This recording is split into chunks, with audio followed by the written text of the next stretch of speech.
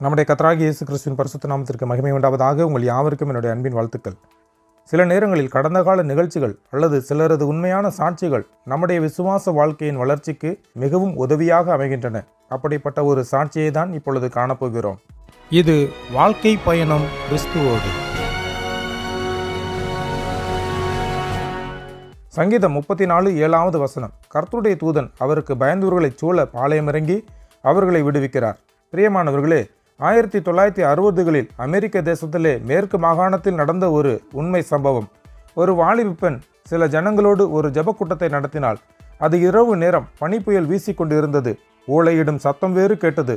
அந்த கூட்டத்தை நடத்திய பெண் அருகில் இருந்த பட்டணத்தின் ஒரு சிறிய பகுதியில் வசித்து வந்தாளாம். வழக்கமாக இரவு நேரத்தில் அந்த வீதிகளில் ஏராளமான ஜனங்கள் இருப்பார்களாம். அன்று அந்த ஜெபக்கூட்டத்தில் கர்த்தருக்கென்று பாடிக்கொண்டிருந்த வேளையில் அவருடைய இருதயம் மகிழ்ச்சியால் நிறைந்திருந்தனவாம். அவர்களால் அந்த சந்தோஷத்தை அடக்கிக் கொள்ள முடியாதிருந்ததாம். கூட்டம் முடிந்தது. அவர்கள் யாவரும் தங்கள் வீடுகளுக்கு சென்று விட்டார்கள். அந்த வாலிப பெண்ணும் தன்னுடைய மேல்கோட்டை அணிந்து கொண்டு அந்த வீதிகளில் நடக்க துவங்கினாள். அன்று மிகுந்த குளிராக இருந்ததால் வீதியிலே யாருமே காணப்படவில்லை. அவள் மாத்திரம் தனிமையாய் நடப்பதை உணர்ந்தாள். அப்பொழுது ஏதோ ஒரு அபாயம் அவளை நோக்கி வட்டமிட துவங்கியது போன்று தென்பட்டதாம். அன்பரே, அப்படிப்பட்ட அபாயங்களில் இருந்து நம்மை தப்புவிக்க ஆவியானவர் எச்சரிக்கிறார் என்பதை அறிந்திருக்கிறீர்களா?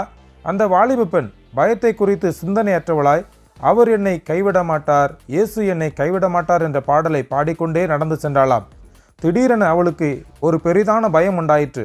ஆம், அவளை நோக்கி ஒரு பெரிய முரட்டு உருவம் கொண்ட ஒரு மனிதன் அவளை நெருங்கி வர கண்டாளாம். அதிலிருந்து தப்பிக்க வழியே இல்லாதிருந்ததாம். அது உண்மை சம்பவம். அவள் ஓடினால் அவன் எளிதில் பிடித்து கொள்வான். காற்று வேறு பலமாக வீசிக்கொண்டு இருந்ததால் அவளால் கூச்சலிடவும் முடியாதிருந்ததாம். அப்பொழுது அவள் செய்ய வேண்டியது ஒரே ஒரு காரியம்தான் இருந்தது. அது ஜெபமாயிருந்ததாம். அவள் தன்னுடைய தாழ்ந்த குரலில் தேவனிடத்தில் இரகசியமாக ஜெபிக்க தொடங்கினாளாம். அப்பொழுது உடனடியாக திடீரென்று ஒரு வாசலின் அருகே மிகப்பெரிய நாய் ஒன்று நின்றதாம். அது எங்கிருந்து வந்தது என்று அவளுக்கு தெரியவே தெரியாது என்று கூறியிருந்தாள். அந்த நாய் தன் முடியை சிலிர்த்தவாறு அவளுக்கு அருகில் நடந்து சென்று அந்த மனிதன் இருந்த பக்கமாக மிகவும் கொடூரமான முறையில் உருமி குறைத்து கொண்டே அவன் அருகில் சென்றதாம். அப்பொழுது அவன் பயந்து அந்த வீதியை விட்டே ஓடி போனானாம்.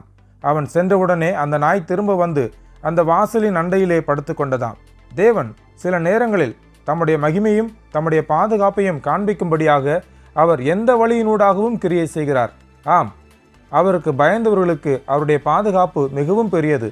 வேதத்தில் பல இடங்களில் தேவன் அதை நமக்கு உறுதி செய்திருக்கிறார். எனவே அவருடைய பாதுகாப்பை பெற அவருக்கு பயந்து நடப்பீர்களா? கர்த்தர் தாமே நம்மை ஆசீர்வதிப்பாராக. ஆமென்.